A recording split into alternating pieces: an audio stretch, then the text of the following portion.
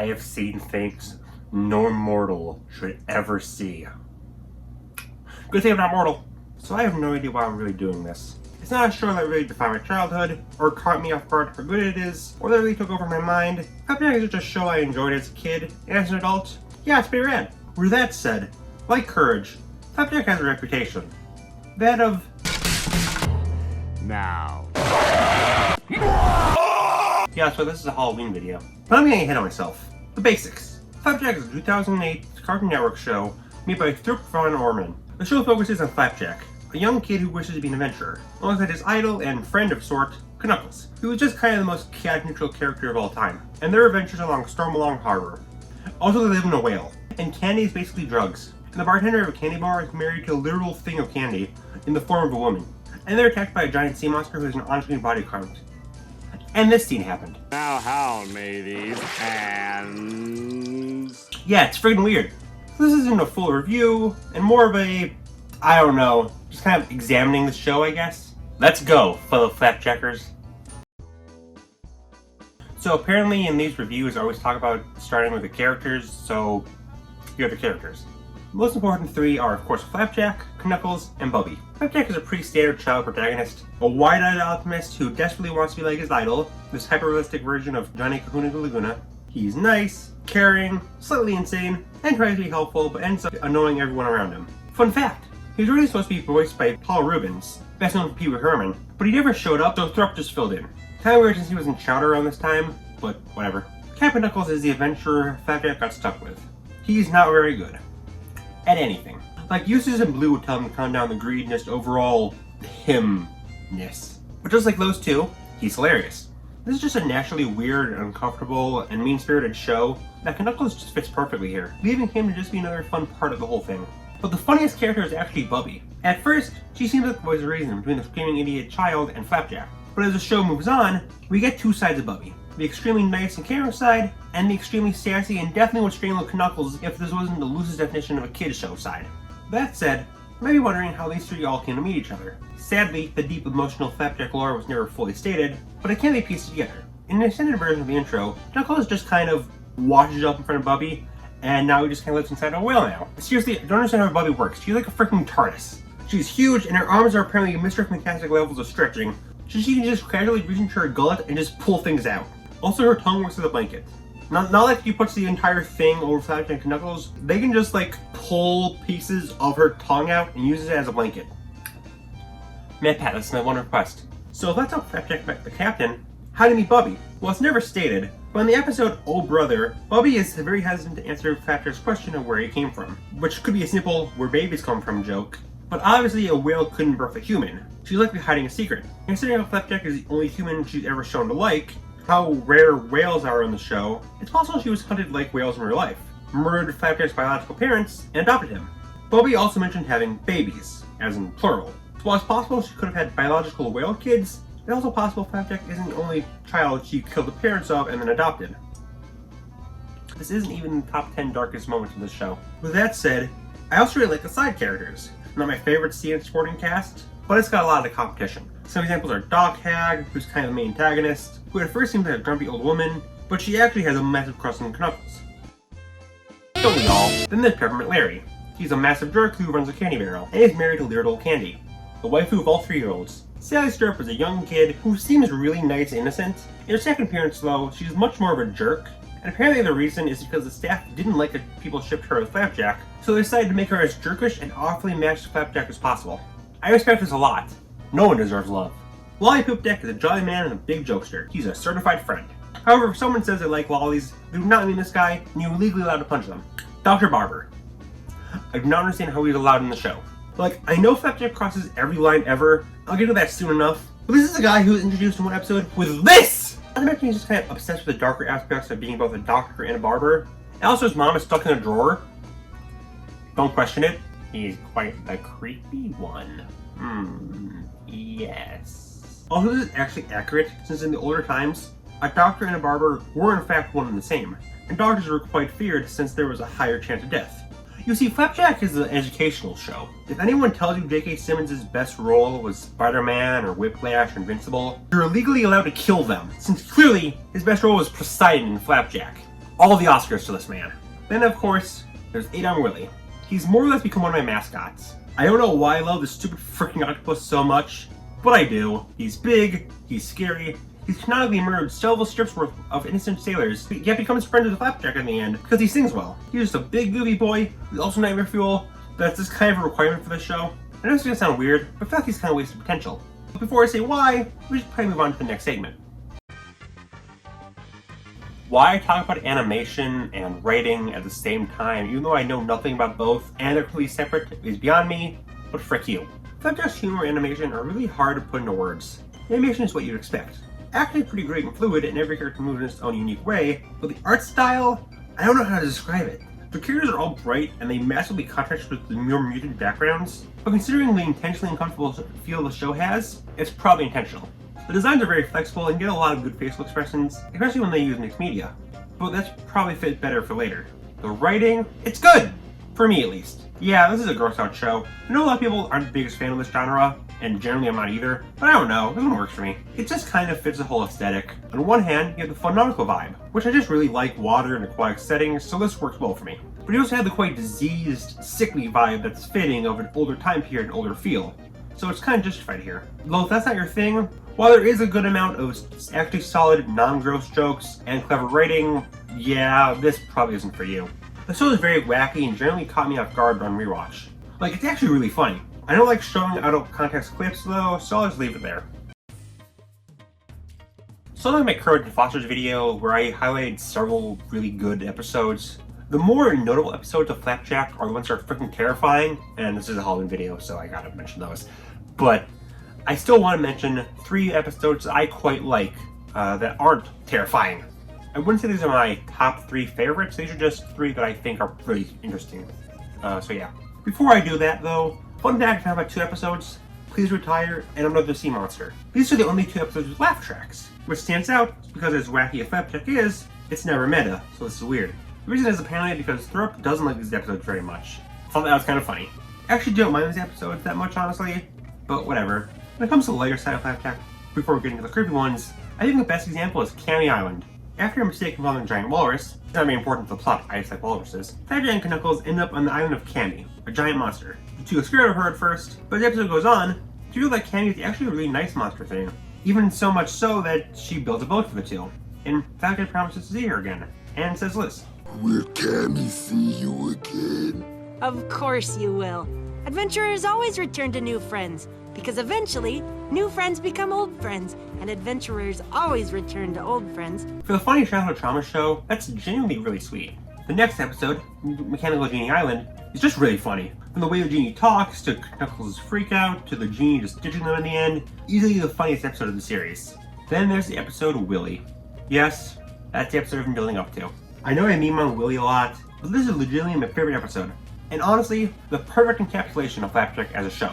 A sailor, Mario from the hit series Mario, mocks Flapjack says he'll never become a real adventurer. Prove him wrong, Flapjack sets out to do the one thing no one has ever done. Defeat 8-Arm Willie. He enlists Knuckles for help.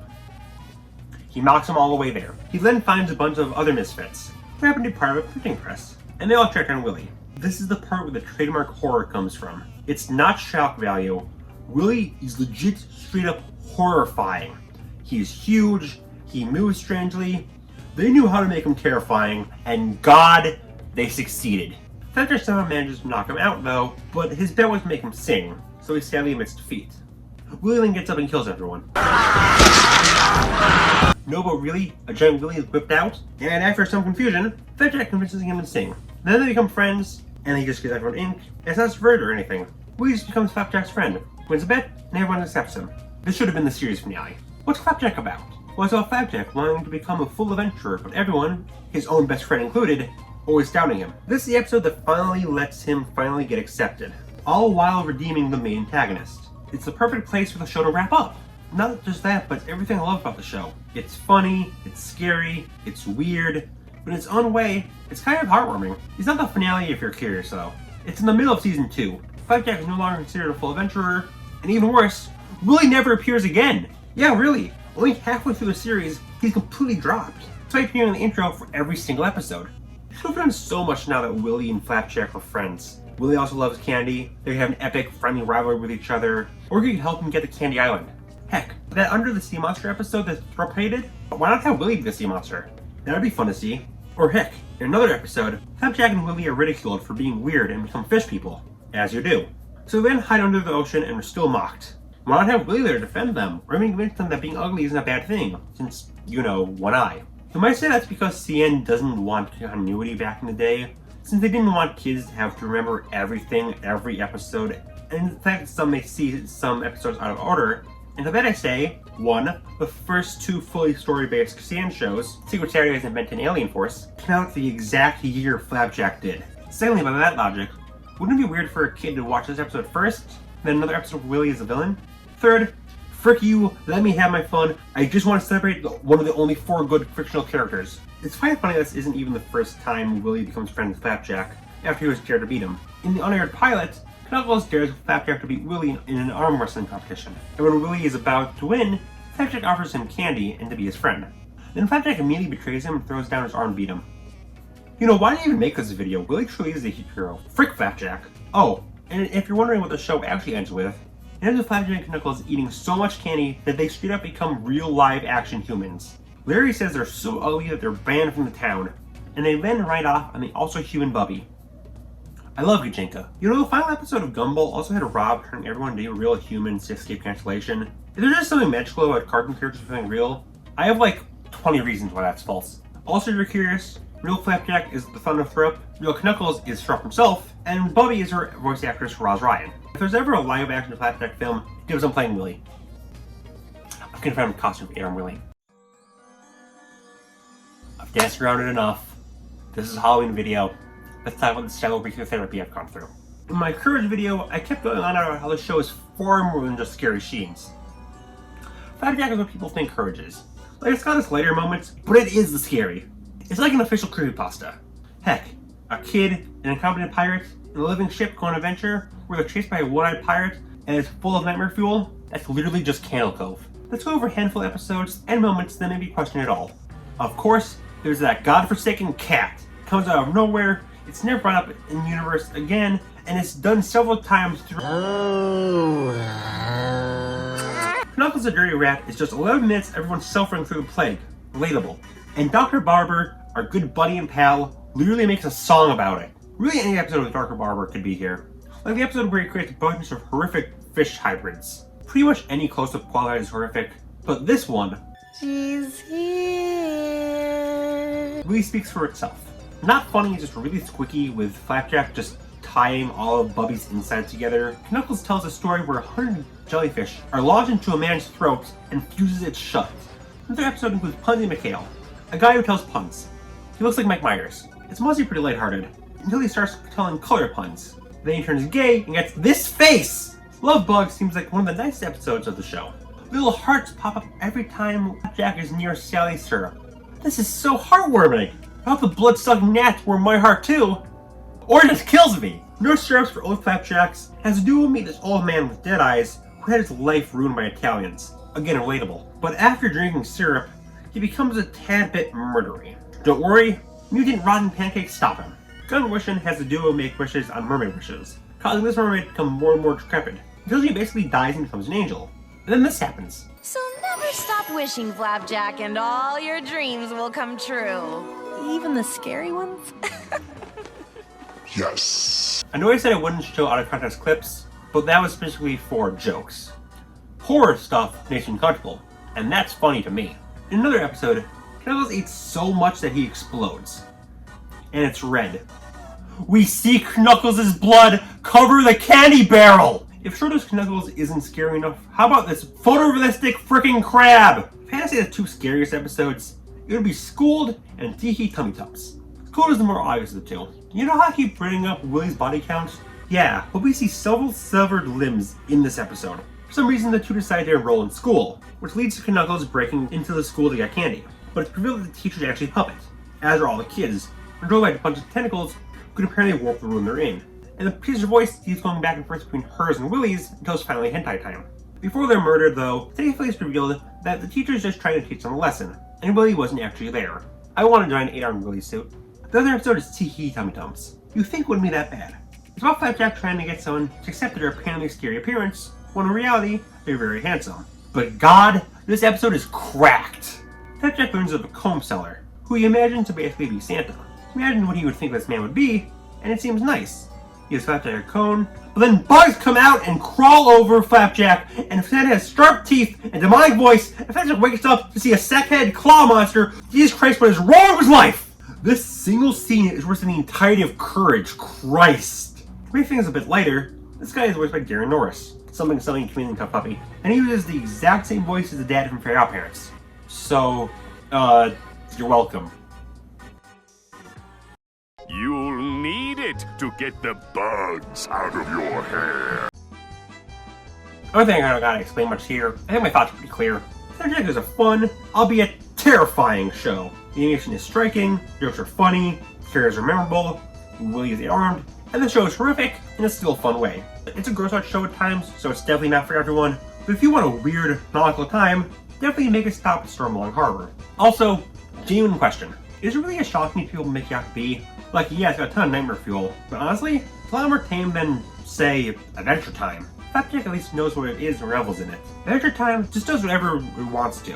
Like, yeah, Flapjack has an episode where a bunch of fully grown adults pretend to be children is weird, but y'all are perfectly fine with Adventure Time having an entire episode where Jake gets anally bored. The exchange is that people would despise this show during its run. Like, I saw so many people saying it was the death of CN, but now that enough time has passed, people seem to warm up at it. What's really interesting is that this was like ridiculously pushed during CN during its early years. I've talked about Cartoon Network commercials in the past, including that weird Flapjack parody of You're Beautiful, but like, I found this one building up to how they were going to drop all the first season at once, which for some reason has Larry in stop motion like Candy Wife is. Another comparison of Flapjack is in the Wheel Road. He's coming for you. This ridiculously crusty ad tortures these innocent children until the only doctor we can trust comes in and tells us the obvious. We need our feet to be kissed by a whale. I knew it! Where do you think this kid is now? Where do you go after perfection? I also found the commercials that has Gazpacho from Charter sell items from Flapjack. Which, side thing, I'm the only one who thought Flapjack and Charter came out on the same day. They're actually pretty similar, so I just assumed they were a pair. But yeah, this one he sells instant beards. Can you instead sell something that means you never have to shave again? I'm asking for a friend. The friend is me, because I'm a single male with no friends. There's another one that perfectly rips a leg off an innocent kid. I want that realistic Knuckles hand though. All the hermit crabs are so cute! There's another one that's Charter focused exclusively. That's cool, but it gave us this clip. You know, for the kids! That's just a perfect encapsulation of this show. I bring this all up because CN barely promotes any show they ever do, or at all. I wish they pushed shows as much as Flapjack was pushed. And, you know, didn't do film history, that was a good time too. Either way, I'm glad they cared enough for Flapjack back in the day. And I'm glad that's getting more love recently. So in the Monsters Inc. and Courage videos, I talked about all the sequel media that those got. The problem is, there is nothing for Flapjack. No additional shows, no movies, no shorts, not even a video game. So is there any other part of the Flapjack legacy? Actually, there is. Every cartoon for the last 12 years. Okay, I'm sure a lot of you know where I'm going with this, but this is too interesting not to mention.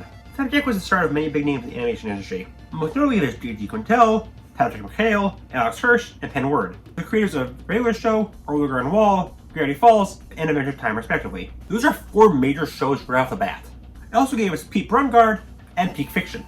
But even more came from these guys. It's a massive family tree. As far as I know, nothing spawned from Overgar and Wall or Uncle Grandpa, but Owen Dennis was originally a storyboarder on Regular Show before making Infinity Train. 3 of Disney's biggest modern hits started working in Gravity Falls. Dana Terrence of Owl House, Matt Braley of Amphibia, and Chris Houghton of Big City Greens, along with Shion Takuchi of Netflix's Inside Jobs, and heck, it's not a show, but the director of Mitchell's vs. Machines starred in Gravity Falls as well. No, it wasn't directed by Lorna Miller, it was directed by Mike Rianda.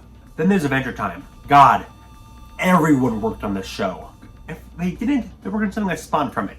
It got us Steven Universe, OKKO, Hilda, Bean Puppy Cat, Summer Camp Island, Money Magisaurs, Crave It Creek, Mau Mau, Clarence, Victor Valentino. Holy frickaroli, that's a lot, Mamma Mia! Heck, one of the reasons Rick and Morty got picked up was Justin Roiland's work on Adventure Time as Lemongrab. So you can thank Flapjack for that. And Pickle Rick. And the Star Seed of adult animation. Okay, so maybe Flapjack was a mistake. To put this in perspective, there were 23 new shows on CN in the 2010s, counting only CN originals and not including spin-offs or sequels. Of that, 14 are connected somehow to Flapjack. Yes, I know you can track Flapjack and a lot of other shows back to Two Stupid Dogs, but even in this family tree, half the list is spawned from Flapjack. You can dislike Flapjack. You can say it's nothing that grows out of nightmare fuel. But there's two things you can never take away from it. For one, Aaron Willie.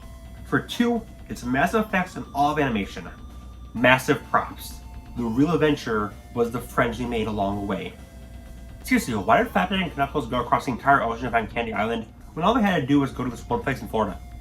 So, happy Halloween, thanks for watching, and... She's here. I just broke all my teeth. Wow, what is that? That's not fruit. Is that... Oh man, is that a rock?